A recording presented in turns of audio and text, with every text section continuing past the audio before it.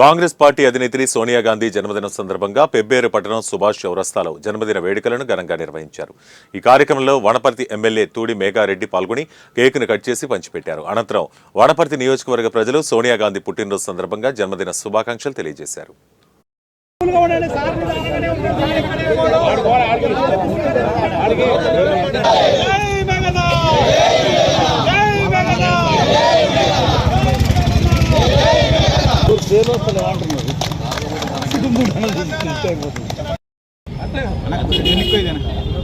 తగ్గేదే లేదా కొంచెం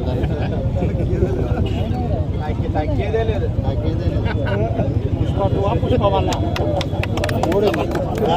పుష్ప 3 ఏమైతుందట